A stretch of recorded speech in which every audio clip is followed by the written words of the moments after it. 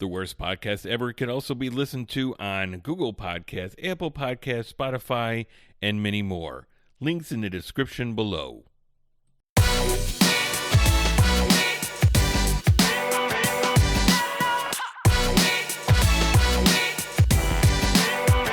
Hey everybody, what is going on? And we are back. It is episode 33.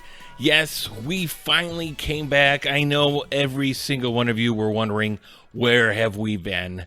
I am sorry, guys. I took a little bit of a break. Sometimes life just gets a little bit too busy, a little bit too hectic, and sometimes after work and everything that you got going on, even on the days that you have time to record, you just don't have it in you. And unfortunately, when it is a hobby, and you have other ways of making a living, and this isn't it, unfortunately, sometimes this takes a back seat. And that's too bad. But when we can do it, we can do it. And we are here, ladies and gentlemen. We are back, and we are feeling good. And my God, have we... There's been a lot of stuff going since the last episode. Not going to really try and go back and fill in the gaps here between now and the last time, because there's just stuff that's it's so far in the past now, it's over with. I know last time I think Peacemaker was still running, and now that's over, and that killed it. That ended on a high note, and I can't wait for the next season of Peacemaker. What else was there? God, we had pretty much the demise of Amico. We're not going to talk about that here because I already made a separate video kind of just laying that to rest as far as I go. I mean, look, there's people out there that are going to keep rolling with that, and that's their own business. It is what it is, and it's dead. How are you guys doing? You doing good? I'm doing good. Just been a lot of stuff. This time of year, I start to get really busy here at home. I do a lot of stuff out in the yard, and in the Midwest here, this is when we do our spring cleanup in the yards, and do everything out there that sets the rest of the summer up. So I've been really busy with that. This is when I do everything with the house. I clean out the garage. I do all the very domestic stuff. I've been domestic Dan for like the last month. So it is what it is. The joys of owning a home. Good stuff. So what are we going to talk about today? Well, we're going to start off here with something I just got back from, and that is the Midwest Gaming Classic. Yes, that has already come around again. And I'm going to do a more in-depth video, with footage that I took. Unfortunately, the footage that I did take, I was using a different camera and a new mic, and I used the wrong cord for the mic, and I got zero audio. Which, I mean, it's not a big surprise for me. It shouldn't be a big surprise for a lot of you guys. I have done this podcast sometimes, some episodes, 20 minutes in, to only realize that I haven't hit the record button over here. And now I got to do it all over again. In fact, I want to say that there was one time I did an entire episode, and I looked down and I hadn't pressed record, and it was like 2 a.m, and I just shut everything up and walked upstairs and went to bed. Because sometimes, I mean, what are you going to do? You just shut it down, come back the next day and do it, whatever. But anyway, so yeah, I was at the Midwest Gaming Classic.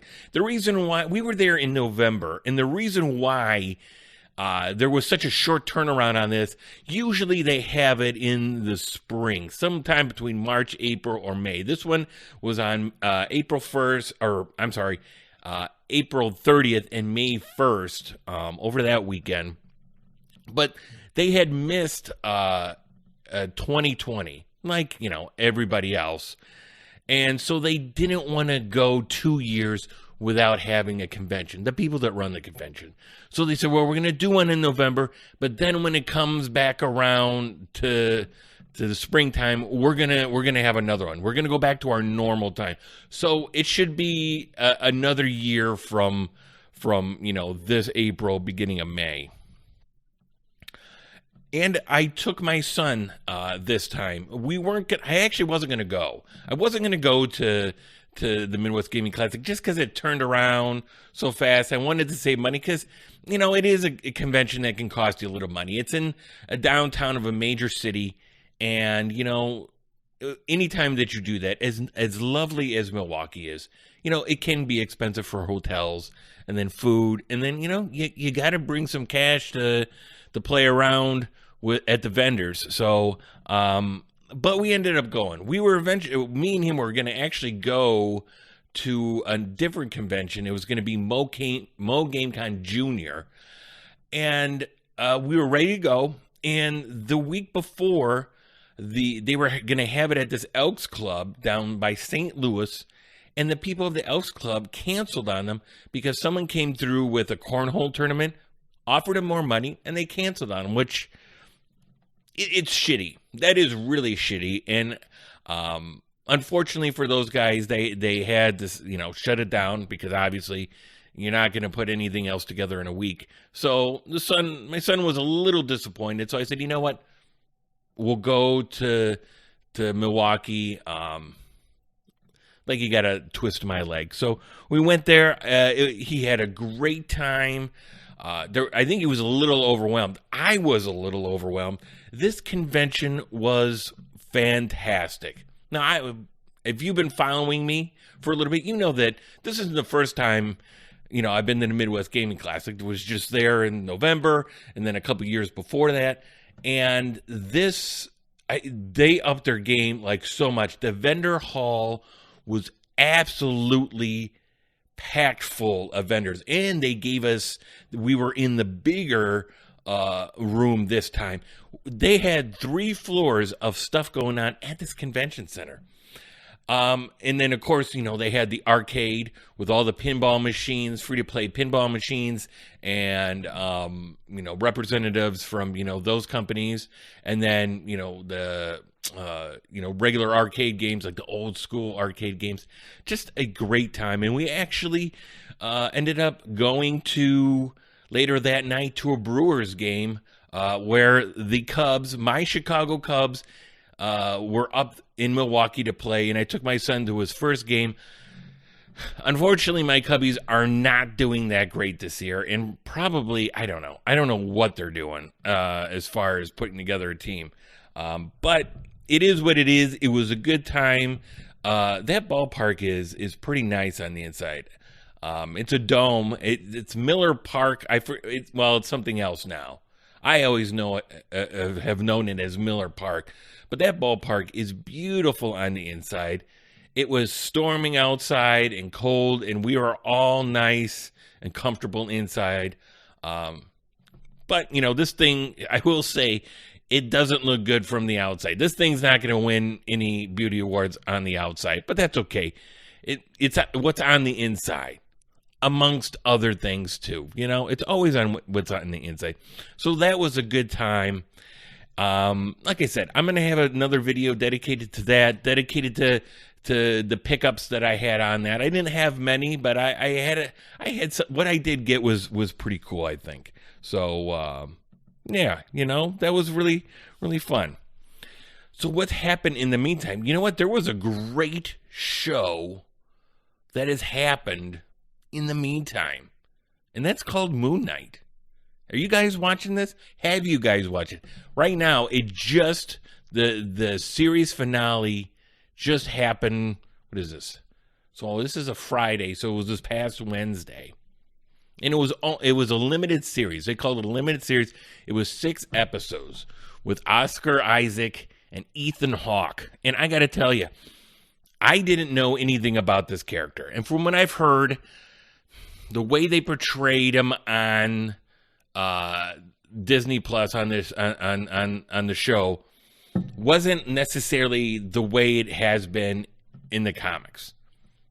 That being said, this was fantastic.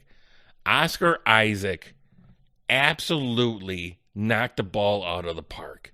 And if you don't know who Oscar Isaac is, he's Poe Dameron in, the new Star Wars saga movies. He was Duke Leto Atreides in Dune, which I can't wait for the second one of that, because that first Dune was absolutely amazeballs. And so this followed the kind of a superhero thing. It's in the Marvel universe, although they didn't really have anything to do with anybody else. Which that is kind of nice in this show. And I love how everything connects in the MCU, in the Marvel Cinematic Universe. But it was nice to have this show kind of depart from that for a little bit, where you didn't need, a tie to, I don't know, Captain America or whoever's up, the Falcon or the Winter Soldier or whoever's left, after Endgame. But, basically this show was about a guy, a mercenary, Mark Spencer, who has kind of a split personality syndrome. It's Mark Spector is the main personality, and then you have a secondary one who is Steve. I'm drawing a blank now. Steve something. Stephen Grant. That's it. And Stephen Grant, and Oscar Isaac is an American. Stephen Grant is an Englishman. It's totally crazy, but he somehow gets endowed with the powers of Khonshu, which is an Egyptian god, and becomes what they call an avatar. So kind of his representative here on the mortal plane. And him doing what he does. Ethan Hawke trying to, worshiping a different god. And I'm trying to remember that guy's name now. I can't remember. But a god that maybe isn't all that fair with how they treat the mortals here on Earth, as far as judging them, for stuff they haven't even done yet. So the whole thing was trying to stop Ethan Hawke's character from releasing this god, and it was just fantastic. I mean, I could get into it more, but I just, go and watch it. If you have Disney Plus and you have not seen it, it is so wildly entertaining. I love this. I will go back and watch it. Now, unfortunately, this is not going to be, this is a one and done. There is not going to be a second season. And I don't think they ever planned on having a second season. But what happened is Disney or Marvel submitted Oscar Isaac's name to be considered for maybe winning an Emmy, and I get for a limited series. And according to the rules, to be nominated for, or the chance to be nominated for a limited series, you can only have one season. So that kind of sucks. But if Oscar Isaac can get nominated and win, ladies and gentlemen, I'm telling you that the job he did was absolutely tremendous. You guys got to watch it. It's a good time. It's fun. And now you don't have to wait, week after week. It's all on there, all 6 episodes. So you can just binge this one weekend or one night or whatever you want to do. But yeah, really, really great show. One of the things I have done in the life of my channel, the short life of my channel, one of the recurring videos that I have are Let's Plays. And, Let's Plays aren't something new here. There's something that have been around for a long time. And, I guess if you're watching this, obviously you know what a Let's Play is. But for the folks out there that may not know, a Let's Play is, a YouTuber or somebody on Twitch, they're doing a walkthrough, pretty much an entire play. Well, not an entire play. You don't have to, but just pretty much playing a game on either streaming or just in a video. And usually, you know, you have the bigger part of the screen is the actual game being played, and then maybe down in the corner is the video of you know, that person, the recording of that person actually playing the game, their face and everything.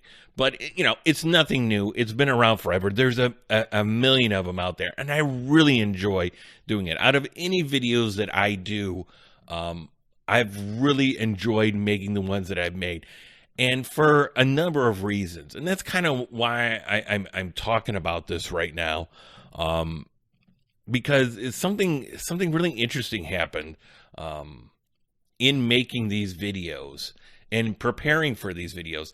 Because when I made the first couple, I didn't really finish games. Okay, like the first one was, I think I played some arcade games, so there really wasn't like an ending. You know, arcade games don't traditionally, like the old ones like Donkey Kong and stuff like that, they don't traditionally have, like, you know, an end to them. It's just how far can you go, how many points can you get, how many levels can you go, blah blah blah blah. You know what I'm saying.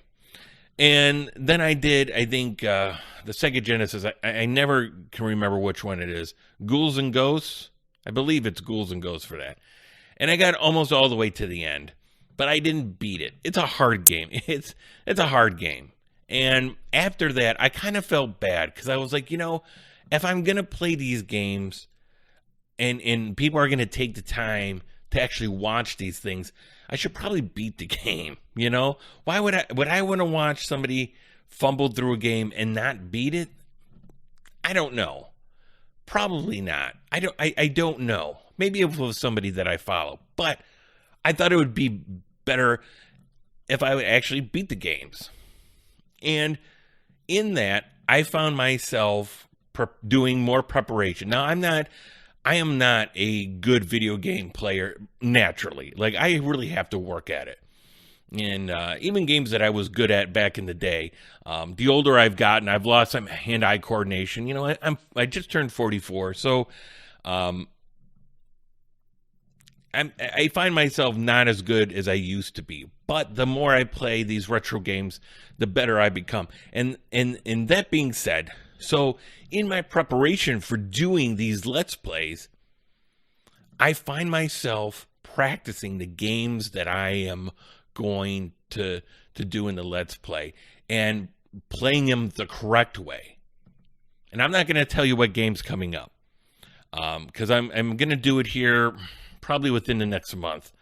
I'm actually ready to go now, but I'm trying, you know, I don't know, maybe it'll be sooner. Anyway, and I had beat this game when I was growing up, you know, back in the day. It's an NES game.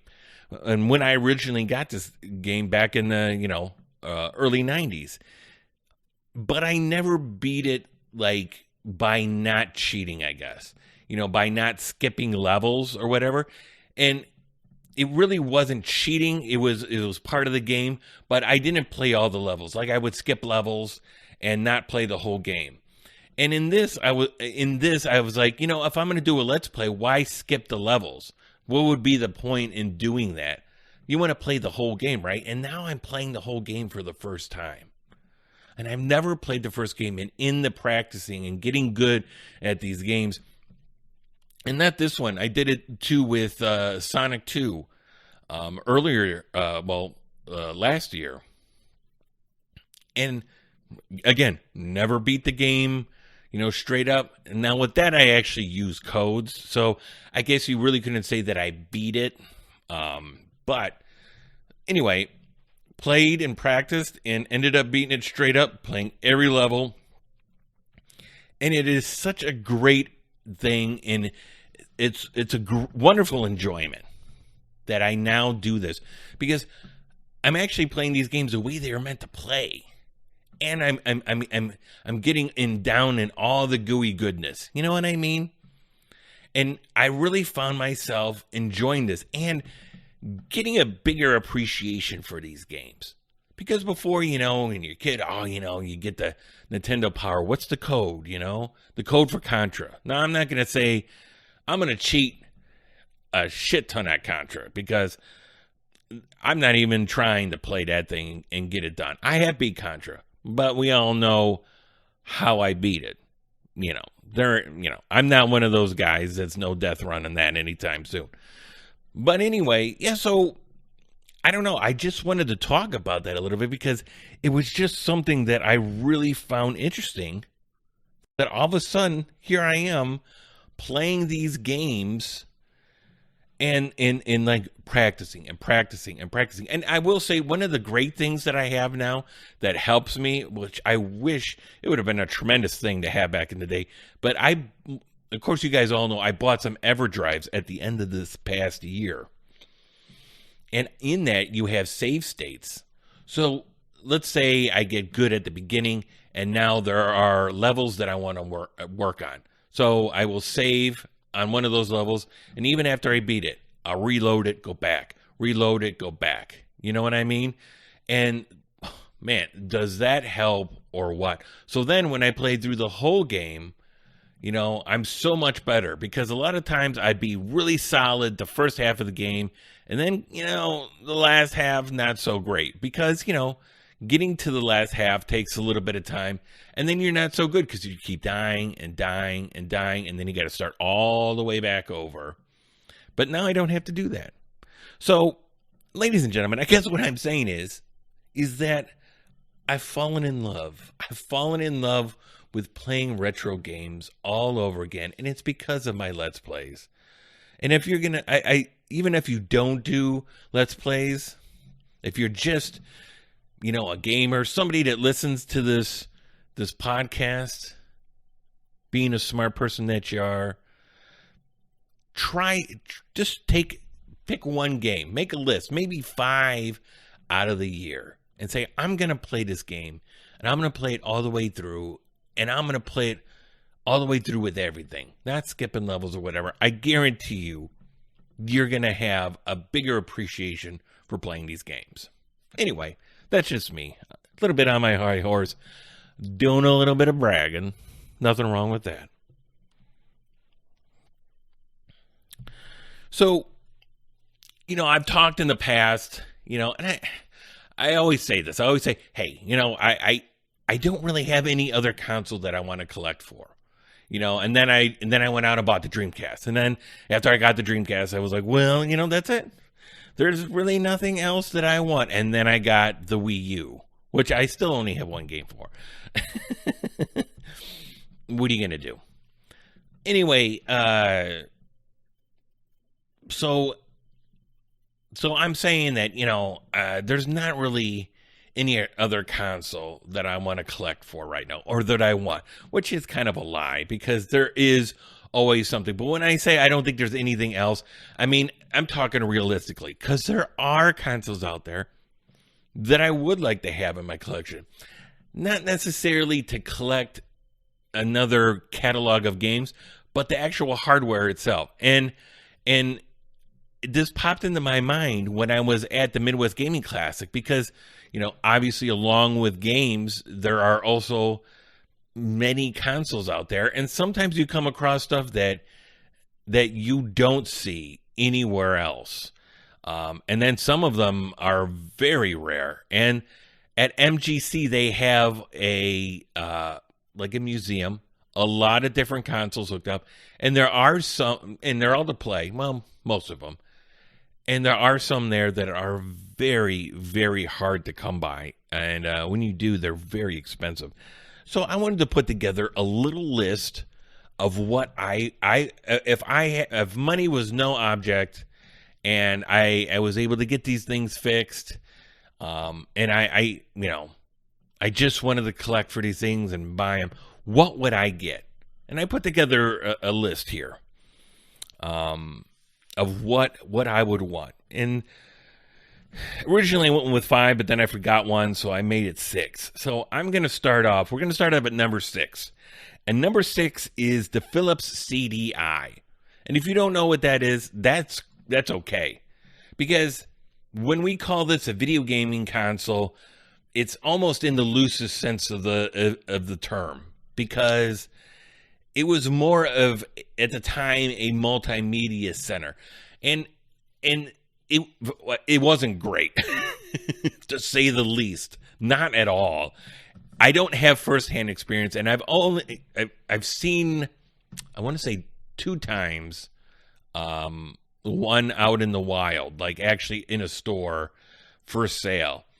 And, you know, I don't necessarily want to buy it so I can collect games for it, but it's just one of those off the wall, consoles that was just so bad, but it came in a time when things were just being tried for home entertainment, that I would love to have that on a shelf here. Because, God, how many collections out there have the CDI?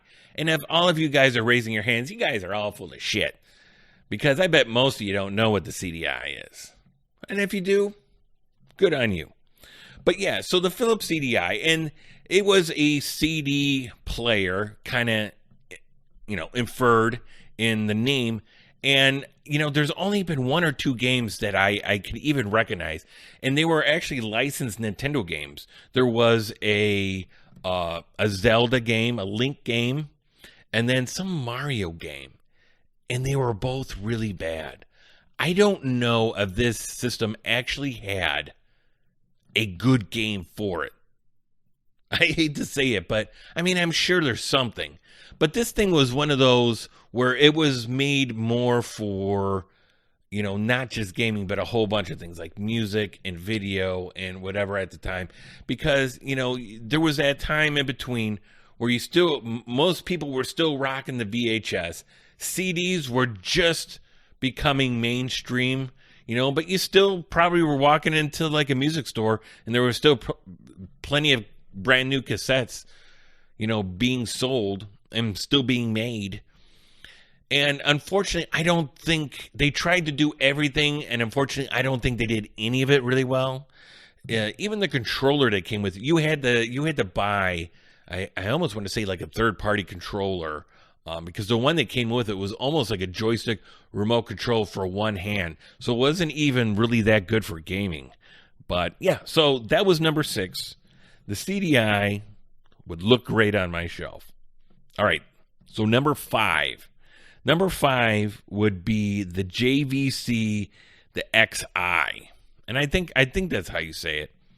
And if you're asking, you're saying, Dan, what the hell is that? Well, that is a combination Sega CD player and Sega Genesis. And that is fantastic. I love the idea. And I didn't see one at MGC, but I noticed that Gary from Rock Solid Productions had found one there. And I didn't see it. I have no idea what they go for. I'm almost certain it's more than I'm willing to spend. I'm offhand, I'm guessing probably $300 would be my guess. But and I know I have a million ways to play Sega Genesis games right now, Sega CD games, but just to have that on my shelf to say, hey, this is another little tidbit of retro gaming history here. And really, at a certain point, a collection really does just become kind of your own little private museum. And I love that. Because now I think when I buy stuff, especially the oddball stuff, more and more I feel like it's more of me curating, like a little history, like a preserving history, if you will. Whatever. It's cool. It's cool. The JVC XI, and that's really all there is to say about that. Number 4. I would like to get the original 3DO. I have 2 of the other consoles. I want to say there was 4 different versions of the console made. And I've done a video on this, I think it was over a year ago, about the 3DO. And I actually have 2. I have this, the Gold Star made one. Panasonic made 2. They made the first one, which is the one I'd really like to get. And they made a cheaper version, the flip top, and that's what I have. That's my main one that I have hooked up in my game room. But I'd love, and then I think the 4th one was a Sanyo, but that came out in Japan. And then there was, if you want to say it's a console, there was a fifth one, but it was a like an expansion card that actually went into a PC to play your 3DO games on a PC. But so anyway, yeah, so that original 3DO player, I mean, I don't need another one, but I really want the first one. And I didn't see any this time, although because I had my son, I really didn't do a lot of shopping in the vendor hall. But when we were there in November, there were a couple, and they were boxed. And, you know, they were boxed, but these boxes were rough, you know. And these guys wanted $600. No, man. Let me just get on my high and bring out my soapbox for a little bit. Get on my high horse for a wee second. When you're talking about older technology that is now maybe 25, 30 years old, asking exorbitant amounts of money like that is absolutely redonkulous, especially for these consoles that have moving parts like CD players, because you know they're going to break. I mean, I could pick one of these things up, it'd be working today, drop $600 on it, and then an hour after I get home, it stops working. You just don't know. You're taking a chance. And when I understand it's collecting. Everything's relative. You know, people are willing to spend it. Then, you know, you sell it for that. But, you know, I felt bad because one of the guys, the first guy that I ran into in November, and he had it on the shelf, one of the buyers, or not buyers, but sellers. And I asked him how much, and he said $500, and I laughed out loud. And I kind of felt bad because I kind of felt like I was a little bit of a jerk there. But it was just my reaction, my gut reaction. Like, I involuntarily just did it because I was like, that's so ridiculous. That's so not what I thought you were going to say. But anyway, that being said, that is probably not going to be in my collection anytime soon. But I will say, out of all these, that's probably my number one that I'm actually gonna have a chance at getting and actually make an effort at getting at some point.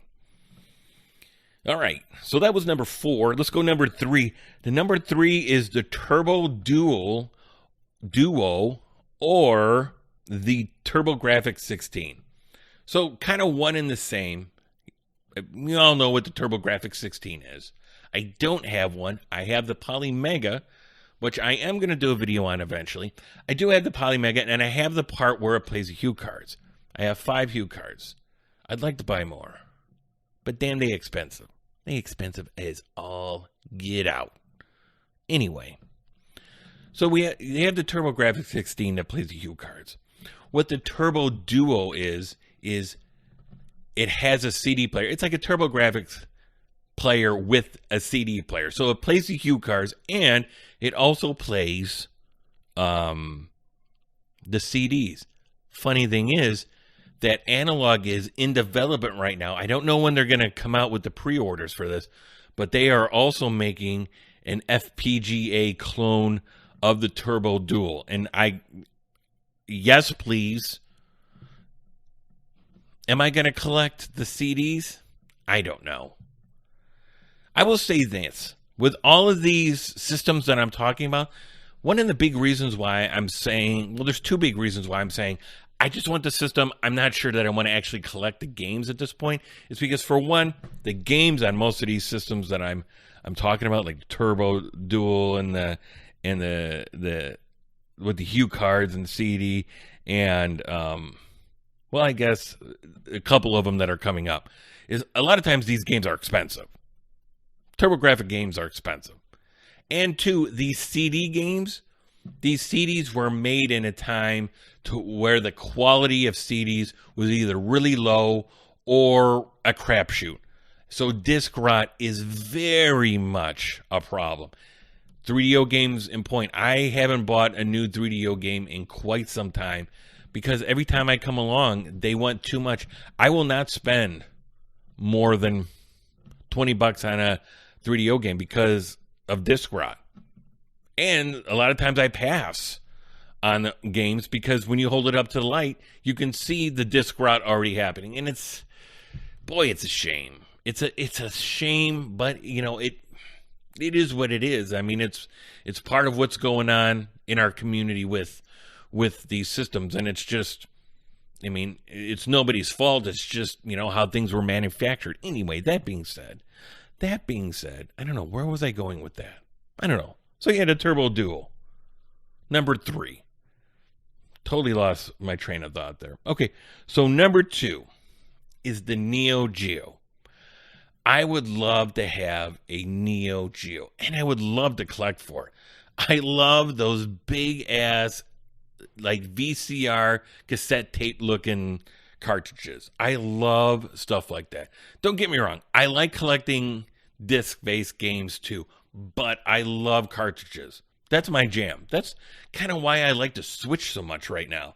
It's because everything's on CD. The Switch is like, yeah, you know what? We're just going to put them on these little, like, almost like SD cards. I love that. Like little mini games. Anyway. So yeah, the Neo Geo. Now, I have Neo Geo on my Raspberry Pi. Pretty much all the games that you'd ever want.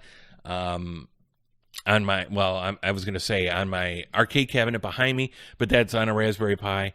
I would, out of any of them on this list, I would love to have that hooked up, working, and I would love to collect games for it. Okay, so here we go again. Number 1 is the price. Number 2 is the price. And 3 is the price. Holy shit. It is expensive. This thing was expensive when it came out, and it's still balls expensive now. I mean, I remember back in the day, you would hear, like, in school on the bus, you'd be like, hey, do you know so-and-so's dad has the Neo Geo? And everyone's like, what? No. I'm like, yeah, I was over there, and I seen it. And they're like, you're lying. You always heard that one, and it was never, none of the kids had it. It was always one of the kids' dads, because, I mean, that shit was expensive. I mean, you had the Nintendo or the Sega Genesis, but that one of those guys would have the Neo Geo, and I never knew anybody that had a Neo Geo.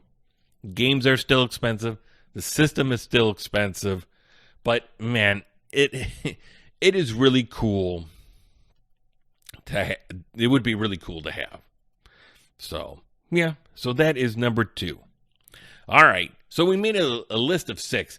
But before we do number 1, I want to give an honorable mention, because as we were doing this list, I'm like, I got one more. And this is another one that I might actually one day go for, and that is the Atari Jaguar. A failed system, but there is so much history with this, and I think it was like one of Atari's last system when they were still Atari. I don't know, maybe. I mean, kind of still Atari, not the VCS Atari of today, but like the almost the old school Atari. It had already been sold, so I guess Nolan Bushnell was out. But anyway, and again, another game console with cartridges. And at that point with these older systems, if you really want to play them, it becomes a thing of, okay, do I, hook them up to CRT? Am I going to use an upscaler? In that case, I'd probably use upscalers, but, yeah, I mean, not the Neo Geo, but the Atari Jaguar, I would love to have that. And every great once in a while, I come by one of those things, and I'm like, yeah, I'd really like to have it. But let me just point something out here. There's something on some of these consoles that becomes an issue if you want to collect for them. In going forward into the future, having one of these consoles. Like the CDI, or like the Turbo Duo. Well, not maybe the Turbo Duo, but maybe like the Neo Geo. Some of these systems, there was not a lot of them made, relatively speaking. At least compared to like other systems. There was a ton of, Nintendo's made. Atari 2600s made. There was a ton of, Super Nintendos and Sega Genesis and blah, blah, blah. So, when you're going along, and there's still a lot of third-party support for these systems going forward. But like stuff with like the Neo Geo, I don't know what the numbers are, but I got a feeling not too many of them were made. And that would also probably be for the Atari Jaguar. And, finding stuff that, number one, the console's still working. Number two, the controllers are still good to go. Because, I just think of the Atari Jaguar and that monster controller with all the buttons. How does that hold up over time? Because I got a 5200 over here, an Atari 5200. I've never hooked it up. To say it's in sketchy shape would be an understatement. But, one day maybe I'll get it fixed. But as everybody knows, the controllers for the 5200 broke a lot. And when I got the system, the box that had two controllers in it, and they were in pieces. Well, there was one that looked like it had been taken apart, and the other one, you just knew that it was broken. I don't even need to hook this thing up to try it out. It's broken. So, that is a consideration to think about with some of these older consoles and maybe some of these more rarer consoles that maybe didn't have a lot of production made on them, relatively speaking, to other consoles. And so what's out there now and what's in good shape probably is a very small, pool of, material, let's say. Okay, so that being said, let's talk about number one. What is the one console of money was not an object that I would love to have? And this, ladies and gentlemen, is my absolute biggest holy grail that I would want in my game room. And I am hoping one day that I will be able to pick one of these mothers up. And that is the Pioneer Laser Active. I want one of these things so damn bad. Okay. And I got to see one this last weekend in Milwaukee because they had one there, not for sale, but in the museum. So what it is back in the day, Pioneer made a lot of laser discs. So they made this laser disc system, okay, which has a laser disc in it. But then down below the laser disc tray is another opening to where you can put different modules in. And one of the modules is a Sega Genesis module, and the other one is a Sega CD. Look, I would love to try and play some games on it, but I would just love to have it. But it is a very, very sought after console. It is very elusive, and when you do find one, condition is always an issue, and if condition isn't, price is definitely always an issue. And then finding the actual system, does it have the modules? What modules does it have? Does it have any, or does it have? So you may find one, pay buku bucks for it, and still have to go find the modules for it, which I don't even know what those go for. I don't know what the whole thing goes for, but I know last time I checked, it was, I want to say 300. I want to say somewhere around 300. Which, I don't know. I would have to find, like if I found one that was in really good shape for like 400 or something like that, I would. But you get these consoles that are out there for 300 and they're just, does it work? And then you get that answer, well, it worked when I plugged it in last year. It's like, okay, well, when I ask you if it works, if we plugged it in right now, would it work? That's what it works means. But yeah, I would love to get one. And I'm going to keep looking. Unfortunately, I know prices are just going to keep going up on all this stuff for right now. And I don't know where that's going to end. But it is what it is. That's just where we're at right now with the prices and everything. But yeah, the Pioneer Laser Active. And, I can't tell you that if I got the Laser Active that I want to pick up a couple laser discs. I'd love to.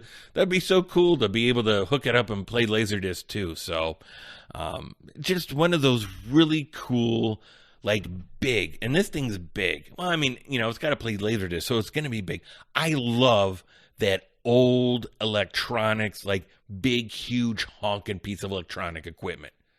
And if you guys are a little bit old, I'm 44, so if you're around my age, you remember what it was like when you back in the day when you would go into an electronics store and it had that smell, that electronic smell, like the burning ozone in there, because all the tube TVs were on, and you had all the the receivers, the stereo receivers, where everything was big, and you had the era where everything was chrome on these things, and then all of a sudden everything went just black. And I love that. All my systems, well, most of my systems, if I can get just black, I just go just black, baby, because black always looks badass. But yeah, so that is definitely my jam. So the Pioneer Laser Active.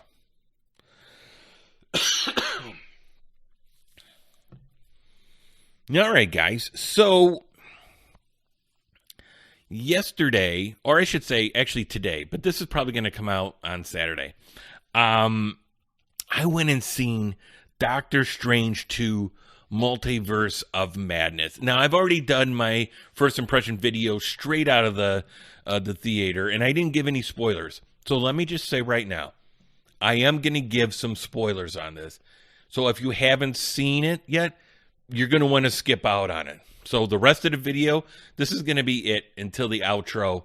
So you're done. If you want to come back and hear what I have to say about it later, yeah. But if I don't want to ruin this for anybody. Spoilers right here, right now from this point.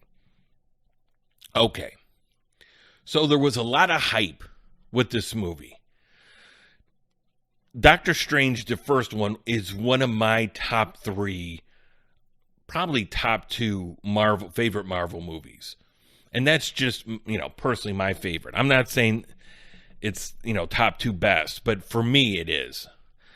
And I go between that and The Winter Soldier.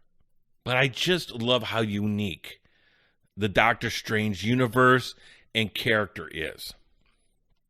So now there's been a lot of hype for the second one because of what this means. Him going into the multiverse, going to other universes, and what characters are you going to run into there? How is it going to be different? And boy, the internet was abuzz aplenty with rumors and, hey, this person's going to be in there playing this guy, and in this universe, Wolverine's going to be there, whatever else.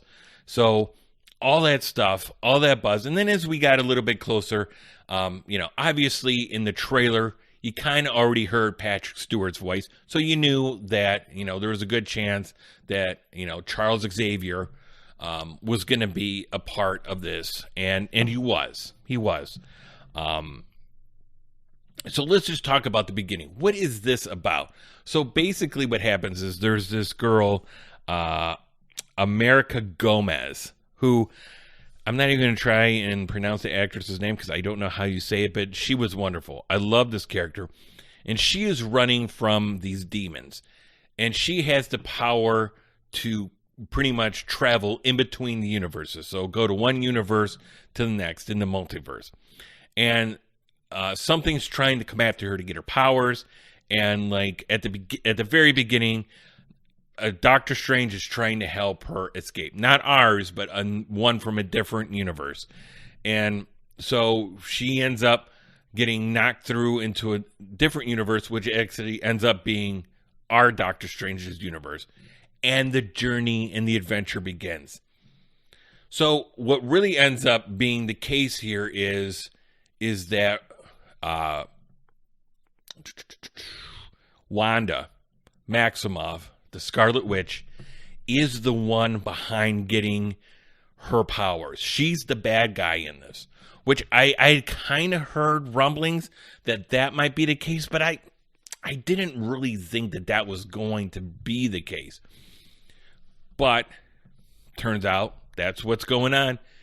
She is still messed up from losing, number one, Vision, and then that whole thing in WandaVision where her made-up kids had to go away, and it turns out that in all these other universes, she did end up having kids in other realities.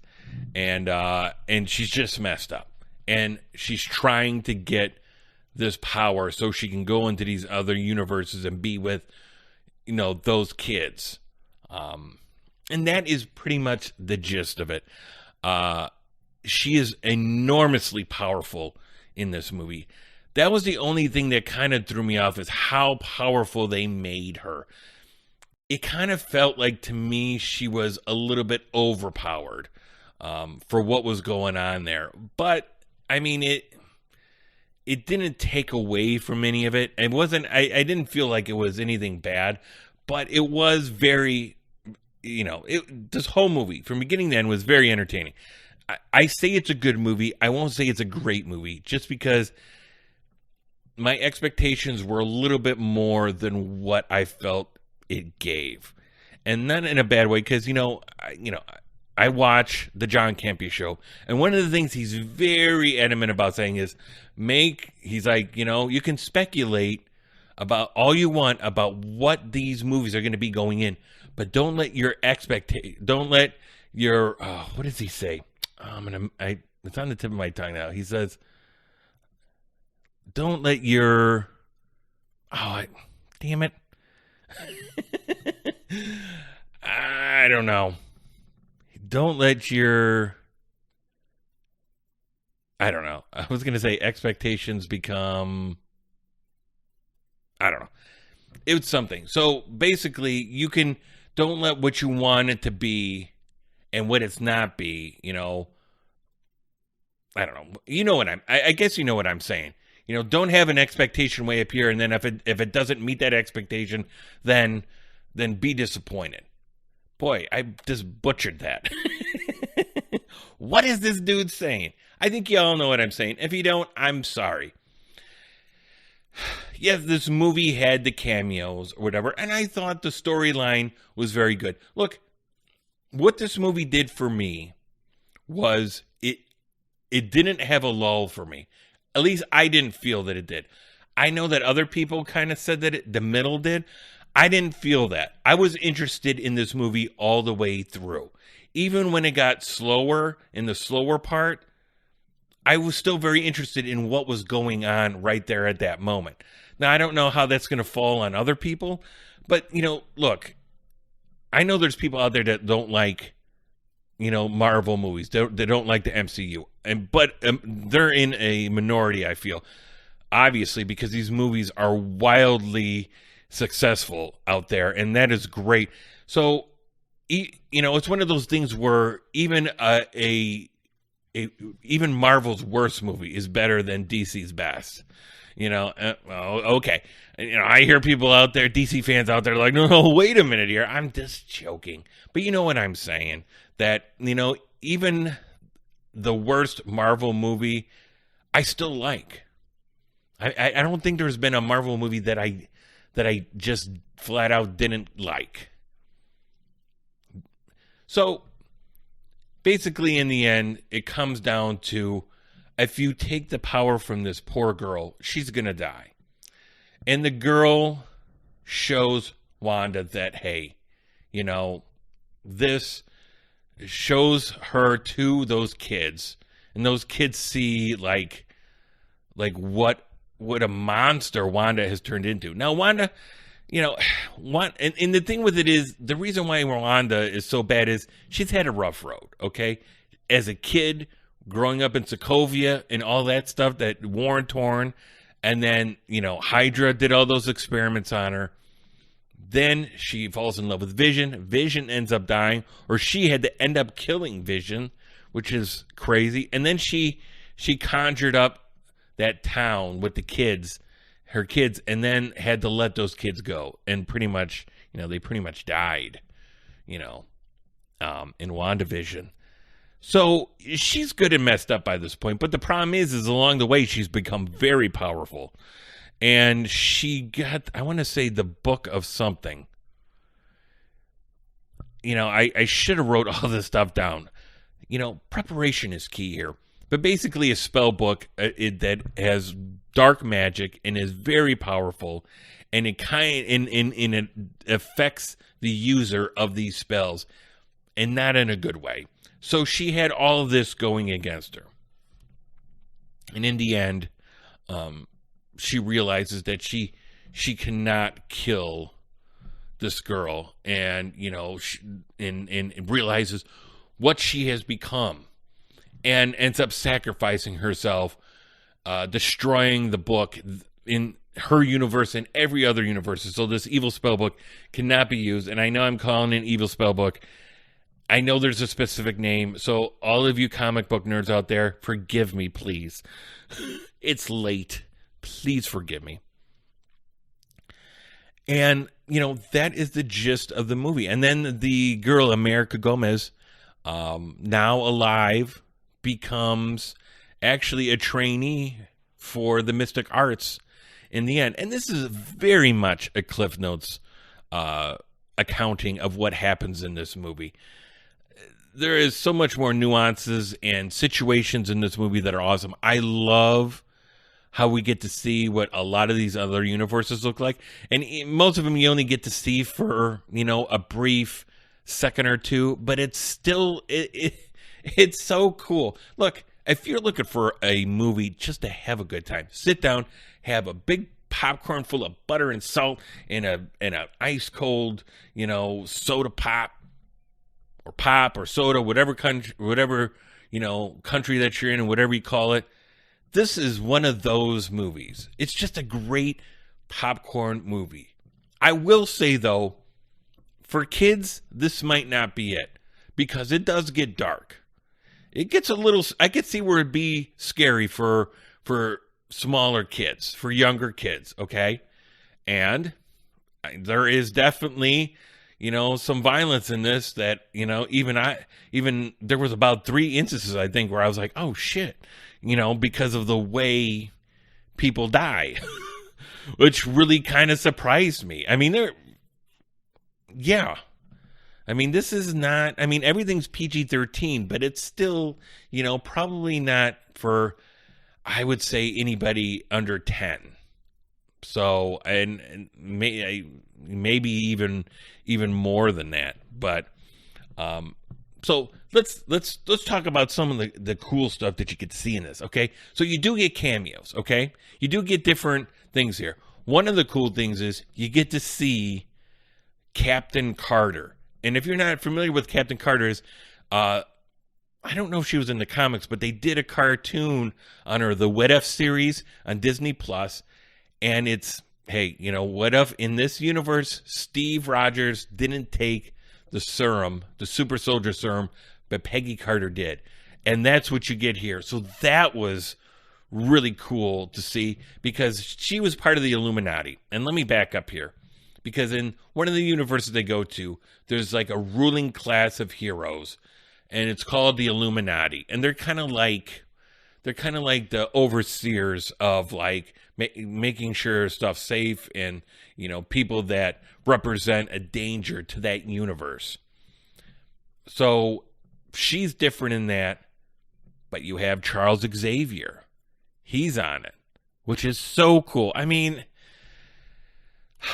I know it's like the fan service, but it is so cool. And when he comes, he's actually not in his wheelchair, but in that hovercraft. So it's like out of the cartoon. And as he enters, they play a little bit of the theme from the cartoon from the 90s. I'm like, dude, that is so cool, man. I mean, come on. And then the big one, the rumor that actually ended up being true. Reed Richards in there. Yep. Played by John, and I always get his name wrong, Krasinski. Yep, Jim from The Office. I gotta tell you, if you would have asked me on a scale of 1 to 10, John Krasinski showing up as Reed Richards before I went in, I'd be like, I'd give it a 3. And boom, he showed right up. And the whole theater was like, yes. I mean, first of all, I love John. I mean, he's a great actor. I mean, I love everything that he does. His acting and his directing. I love him in, what is it, on Amazon. Oh, God damn it. Yeah. Well, anyway, everything that he does. I love everything that he's in. So he ends up showing up as Reed Richards. I don't know that he's going to be the Reed Richards in the planned and up-and-coming Fantastic Four. I really hope he is. Now, I will say, he and Peggy Carter, or Captain Carter, and Charles Xavier, they didn't make it out. They were killed by Wanda. And, pretty gruesomely, too. I'm not going to lie. You were sitting there going, oh, shit. And I'm trying to think of the actress that plays Captain Marvel in this universe. I can't think of the actress's name, but it's not Brie Larson. It was somebody else, and she meets kind of a gruesome ending too. Not as much as the other ones, but So, and that's pretty much it. Wong. Obviously Wong's in it. I love Wong's character. He was a little bit more serious in this than he was, in some of the other ones. This definitely was a kind of a departure from what we've seen in recent MCU pictures, and definitely a departure from what we're probably going to see in the upcoming Thor Love and Thunder movie, because that's going to be a lot of lighthearted funniness and humor, I should say. Which is fine. But it was nice that this movie took kind of a darker, more serious, somber tone. That there's not any other MCU movies that do that. But, it was time. You got to have a good balance of seriousness and then levity and sprinkled in there too. So, yeah. So, guys, go and see Doctor Strange 2. If you are a fan of the first one, if you are a fan of the Marvel movies in general, this is definitely going to be worth going to see. I know that it wasn't sold out when I went this morning, and that was at 10 o'clock, so it was pretty early. But I know that when I tried to get tickets for tonight and Saturday night or Sunday night, they were all sold out in my area, at least the 3 places that I looked. So, I will say, one of the trailers we got to see beforehand was the next Avatar movie. I know there's some people that are saying Avatar. I mean, that was like forever ago, and you're right. This is a sequel that should have came out 10 years ago. But this looks so good. It looks so good. Now, I wasn't sitting there and I didn't see Doctor Strange in 3D, so this was this 2D. But I do know at, CinemaCon last week, they showed it to people in 3D, the trailer, and I guess people were like, it looks so good. And they are going to release the original one in September, because I believe this one comes out in December. So my son he wasn't alive when the first one came out, so I think I'm going to take him in September to see the first one. If he likes that, I'm going to go in December. We're going to go back and see the second one. I am so excited. It looks so good. I enjoyed the first one so much. You know what? James Cameron knows how to do it, man. He just does. There are so many. I don't know any James Cameron movie off the top of my head that I don't like. I can't think of anything. But, James Cameron keeps doing it. So, all right, guys. Well, I think that's where we're going to wrap it up. It's been a while. I hope I haven't just been rambling, as I tend to do sometimes. I was kind of worried about getting back on the mic here, how it's going to be. We got the new camera here going, which, I kind of got to do the video part of this, to be able to record for a long time. So I hope that's going to look nice for you guys. I hope the topics I picked for you guys were interesting. I hope I was interesting. I'm sorry that I brain farted on a lot of stuff tonight. Unfortunately, the way I got to do it now is, again, I gotta record at night. So I do get tired. Unfortunately, I wish I had caffeined up a little bit, but I've been living on caffeine all day. So at this point, it's not going to make a difference anyway. That being said, guys, I am so glad you decided to stick with this and hang out here all the way to the end. And until next time, good night and goodbye.